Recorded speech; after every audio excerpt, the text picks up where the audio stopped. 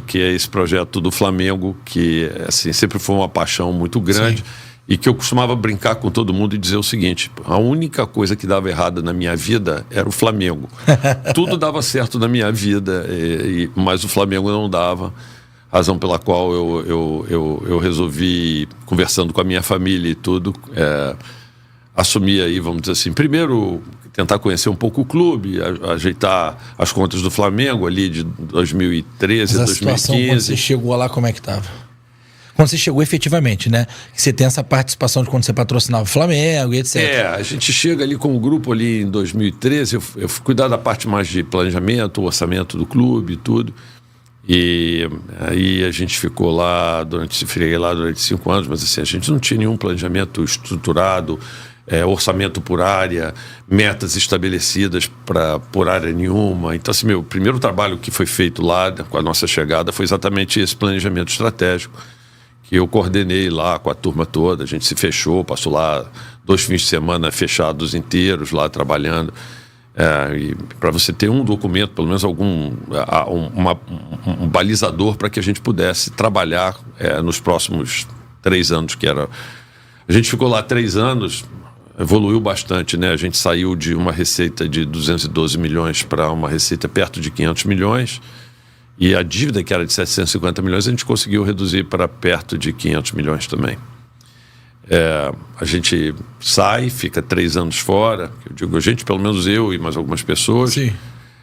A gente volta e o clube estava mais ou menos na mesma situação. Em ordem de grandeza, a receita semelhante e a dívida semelhante. Pelo menos não afundou. Manteve o barco no... E aí, a partir dali, a gente veio crescendo, né? Saímos de 500 milhões, mesmo com Covid, com tudo. Se for ver, assim, ao final de 3 anos, já estava batendo 800 e tantos milhões. E agora estamos batendo 1,37 bi. E a dívida líquida do Flamengo... 1,37 bi? O ano passado. Fechamos 1,37 bi. E a receita recorrente, 1,07 bi. Assim, essa sem venda de jogador. Então, assim, a gente, em termos de receita total, acho que a gente mais ou menos quase multiplicou por 3 a receita do Flamengo nesses anos que eu estou lá. E a gente acabou com a dívida, né? Assim, a gente fechou o ano passado com dívida líquida de 48 milhões de reais, assim, que a gente... E o lucro operacional da gente de mais de 200 milhões. Esquece. Hoje não é mais problema, assim. Senão a gente não ia ter tido dinheiro, cara, para pagar o nosso terreno agora, 140 milhões. Foi no Pix? No Pix. Rapaz! Faz o Pix, Landinho. E o De La Cruz, você acha que foi como? No Pix? No Pix. No Pix. Também em janeiro e tal, assim. É difícil a gente falar, assim, clubes... Acho que não tem nenhum clube que teria condição de ter feito isso. Que o Flamengo tá só atrás do Bayern de Munique em... Aqui na verdade foi feito um estudo. Não entendi. Lucro líquido. Foi feito um estudo, né? Em todos os, 200 ou 300 principais clubes do mundo, né? Os resultados econômicos em termos de lucro líquido acumulado desde 2019. E foi legal porque foi desde o início da minha gestão, né? Sim. Que foi feita essa pesquisa. E o Flamengo é o 2º clube do mundo, só fica atrás do Bayern de Munique. Legal isso, né? A gente sabia assim que a gente tem isso dentro de um clube brasileiro, é bacana. Não, mas isso não é legal, isso qual a palavra? Eu ia falar uma palavra que os coaches usam, mas não pode. É extraordinário. Porque assim, a gente vê... O Flamengo não é SAF ainda. A gente vai até trocar uma ideia sobre isso. Daqui a pouco, se precisa de Flamengo... Nem vai ser se depender de mim. Nem vai ser, presidente? Não, nem vai ser se depender de mim. Não precisa ou porque você não gosta do modelo de negócio? Porque não precisa. Não precisa. A gente é defensor de que o Flamengo continue sendo controlado pelos seus sócios. Assim, esse é o ponto. Esse é o ponto principal. A gente acha que... A exemplo do que o Bayern de Munique é uma associação desportiva, né, que é controlado por uma associação desportiva, pelo menos, não há a menor hipótese para nós que um clube popular como o Flamengo, o clube mais popular do mundo, né, ele tenha um dono. Isso não existe, né? Assim, é impossível, impraticável, é algo que não dá para imaginar. Mas dá para construir o estádio que vai custar... Qual é a previsão de custo? Eu acho que entre 1,5 e 2 bi. Dá para construir sem virar SAF? Tranquilo. Assim, muita coisa mudou nesse processo, e você estava falando lá do prefeito Eduardo Paes. Então tem assim, para explicar um pouco para as pessoas, né? A gente já fez a aquisição do terreno, né? A gente espera estar fazendo aí a escritura muito em breve, e depois tomando posse do terreno. E assim, uma fonte de receita que a gente enxerga clara para ele é os naming rights, né? Você imagina um estádio naquela localização, com a importância que ele vai ter para a cidade do Rio de Janeiro, naquele local, para quem chega no Rio de Janeiro de avião, enxergando ele na decolagem do avião, ou no pouso ali no Santos Dumont, quer dizer, é um lugar, quem chega de carro vindo de fora, vai passar ali do lado do estádio, né, que é a chegada do Rio de Janeiro. Todo mundo que passa na ponte, são não sei quantos mil carros por dia. Quem chega pela BR-101, ou quem chega de São Paulo, pela Avenida Brasil, mesmo pela linha vermelha, que vai conseguir enxergar o estádio. Então, assim, é um ponto assim, central da cidade, um ponto muito bacana, eu não tenho dúvida nenhuma. E assim, o apelo que vai trazer um estádio da dimensão daquele estádio, sendo o estádio do Flamengo, né? Não é de um clube qualquer. Então, a gente acredita que mais da metade do dinheiro a gente vai ter. Que é como se fosse o valor do name. Por exemplo, você está em quanto? 1,bi o custo do estádio? O custo entre 1,5 e 2 bi. Vamos botar 2, vamos arredondar para cima. Então o name seria em torno de 1 bi. Eu acho. Por alguns anos, por muitos anos. É isso, mas assim, a gente pode isso construído e claro. A gente desconta esse valor ao longo desse processo. Posso dar uma dica? Porque eu acho que o estádio vai ser um estádio bem assim, prático para a nossa torcida. Assim, a gente vai ter tipo uma geral em pé atrás dos gols. Vai ter geral. A gente vai botar 14 mil de um lado, 9 mil do outro. Que é esse preço popular que o pessoal reclama bastante. Isso, ali a gente vai ter preço popular, a gente vai poder desenhar, vamos dizer assim, assentos que serão produtos a serem oferecidos com um valor mais alto. É ali que a gente vai ganhar a maior parte do dinheiro. É porque existem pessoas que estão dispostas a pagar bem mais. Que é a experiência do estádio, com bebida, comida. Exatamente. E tem até todo lado de relacionamento que empresas, às vezes, querem fazer e tudo. E que a gente sabe que tem um espaço muito maior do que o que a gente pode oferecer no Maracanã. E que, pelas pesquisas que a gente tem. Então, isso é algo que a gente vai, com certeza, colocar lá nesse novo estádio. E com isso vai conseguir, sem dúvida nenhuma, não só aumentar a receita dos jogos, como reduzir os custos, porque o Maracanã, para nós, é um estádio caro de operação, muito caro. Mesmo lotando o estádio com 60 mil? Porque a gente perde muito no Maracanã, né? A gente perde o Maracanã foi concebido para jogos de Copa do Mundo, na sua última versão. E Copa do Mundo, o conceito é que as torcidas assistem juntas. Sim. Só que aqui no Brasil, no regulamento das competições, você destina 10% para a torcida visitante, e aí você tem todo um processo de separação das torcidas que a Polícia Militar exige, vamos dizer assim, uma separação. Aí anula umas fileiras. A gente acaba perdendo, às vezes, 4 mil lugares. Vazios ali para separar? Exatamente. Então você perde 4 mil ali, mais 5 mil das cativas, mais os camarotes que a gente perde, que a gente cede para o Estado, que na verdade é o poder que é o dono do estádio realmente. A gente, na verdade, é só concessionário e por aí vai, né? Então você tem perda de receita, você tem um custo operacional muito mais alto. Então, com tudo isso, a gente acha que a margem cresce e a receita do Match Day cresce também. E só esse a mais que você ganha, isto sim a gente pode comprometer para o pagamento do estádio. A gente não quer de forma nenhuma comprometer nada que já seja, vamos dizer assim, a receita média que você já tem hoje com o Maracanã. Apenas aquilo que a gente fosse ganhar a mais é que você poderia comprometer num processo eventual de necessidade de financiamento. Outra coisa que surgiu, acho que é bacana explicar isso, porque não existia há um tempo atrás, e eu acho que você estava comentando do prefeito Eduardo Paes.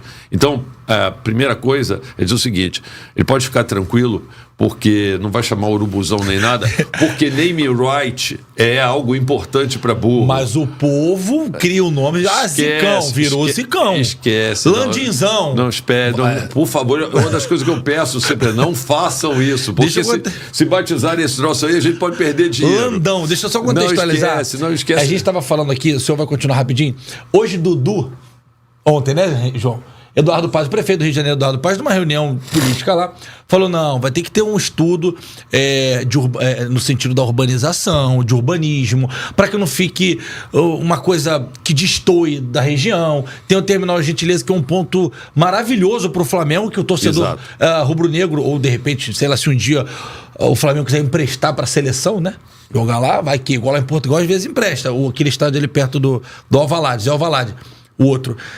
Então, o prefeito Eduardo Paz falou até de forma descontraída que precisa ver um estudo, que não vai inventar uma caixa preto e vermelho ali no meio, etc. E aí o Landim está explicando isso, que não inventem apelido para poder vender o name. Não, e certamente a gente vai querer fazer ali uma obra bacana, bonita, né? Porque acho que faz parte, vamos dizer assim, desse compromisso de ajudar esse projeto de revitalização daquela área toda do Porto Maravilha, que é um projeto muito interessante que vem da prefeitura, que vem lá desde 2007, não decolou, e eu acho que com a colocação do estádio ali, certamente isso vai ajudar a decolar de novo aquela reurbanização. A ideia do prefeito é muito boa.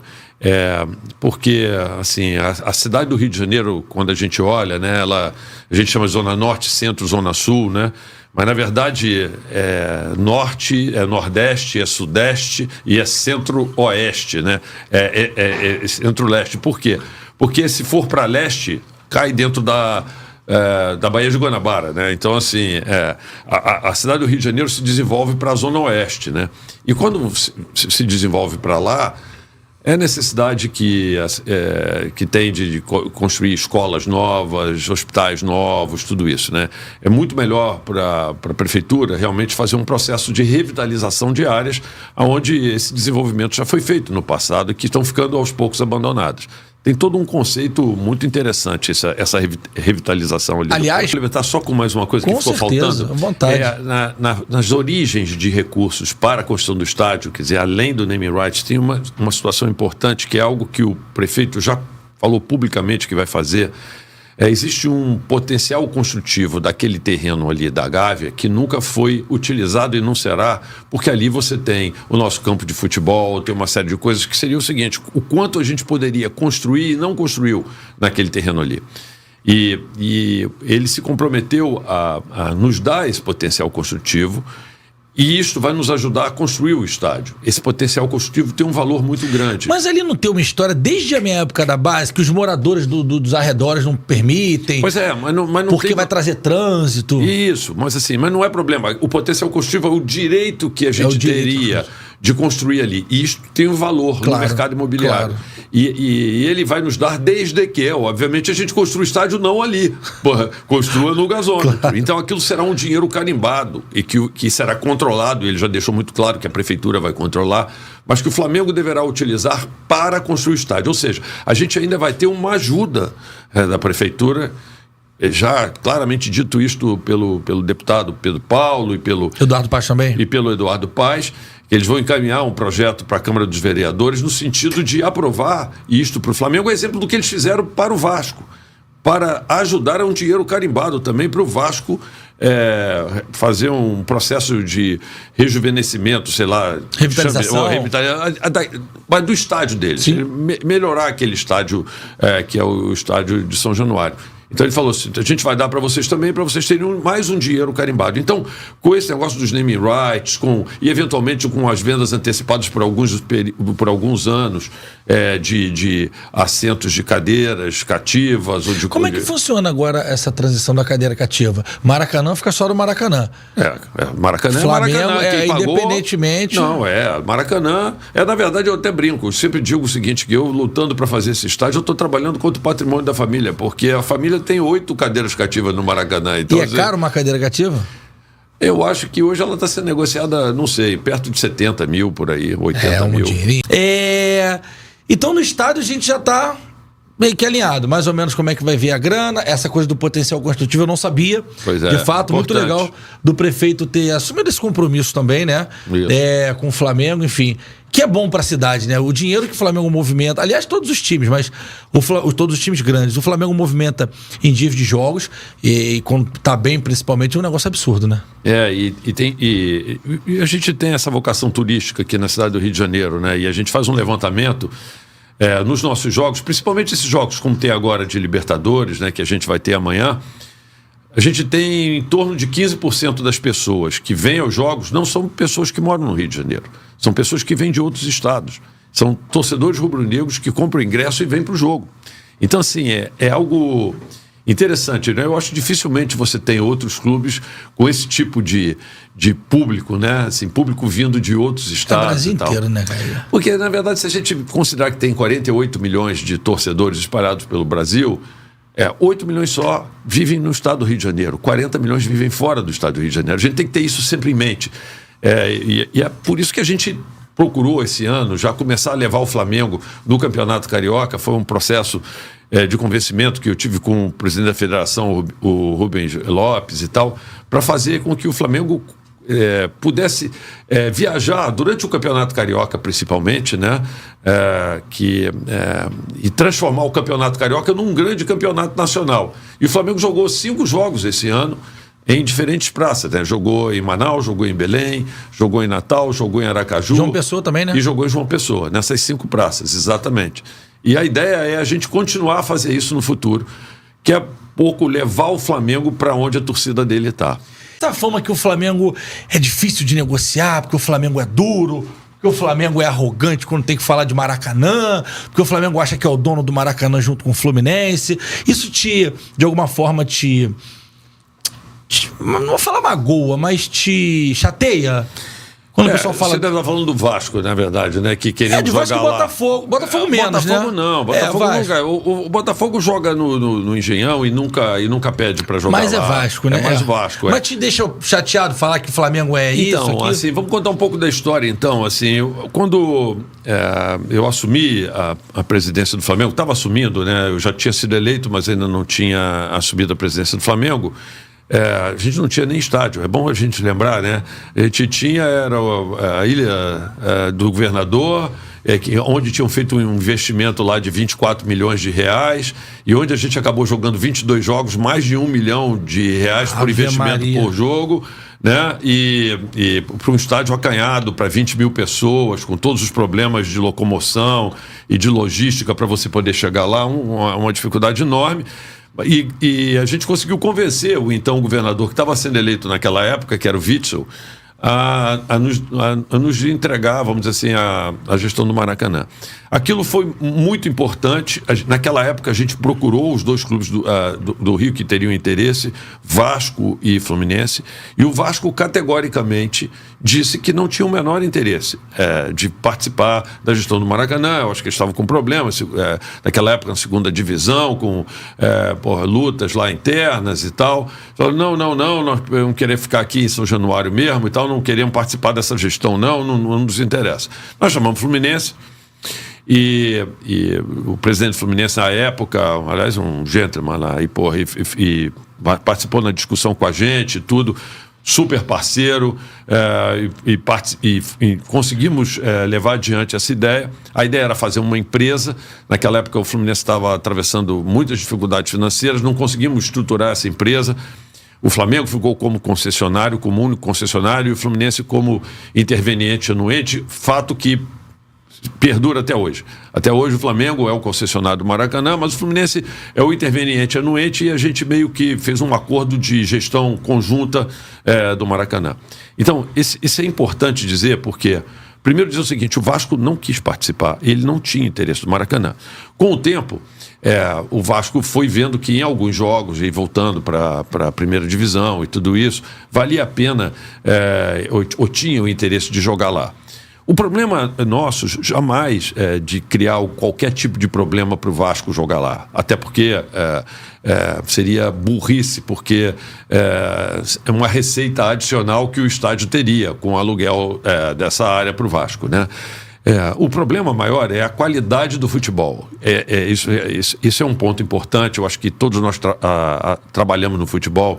A gente precisa trabalhar para ter o futebol brasileiro ser um bom produto. Cara, e é muito difícil fazer isso em campos ruins, em gramados ruins. E o Maracanã é o gramado mais utilizado de todos os campos do Brasil. Aqui e o Castelão. São os dois estádios onde você tem a maior quantidade de jogos sendo jogados ao longo do ano. E é quase impossível você manter a qualidade do gramado, né, em alto nível se você tem mais de 70 jogos por ano. Então, assim, toda vez que você... E você ainda tem demandas excepcionais, como eventualmente da própria CBF, para colocar jogos do Brasil lá no Maracanã e tudo isso. Então, o problema é único e exclusivamente um problema técnico. É um problema de como resolver o problema do gramado do Maracanã para atender uma demanda tão grande de clubes que já atende a demanda do Flamengo e do Fluminense, se nós colocarmos uma demanda adicional do Vasco, né, sem prejudicar a qualidade do futebol.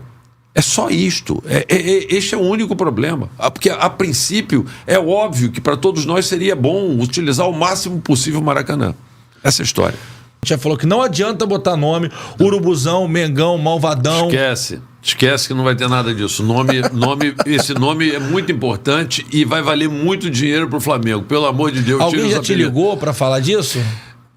Já tivemos, vamos dizer assim, conversas, mas muito superficiais sobre a ideia da gente ter um estádio e, eventualmente, de interesses de patrocinar, no caso de a gente vir ter um estádio. O maior contrato de publicidade, de patrocínio do Flamengo hoje é qual? Que rende mais grana? Isso é público? Pode falar? É a PixBet. Quanto que é por ano? 100 e pouco. Porque, na verdade, é o mesmo grupo da PixBet, né?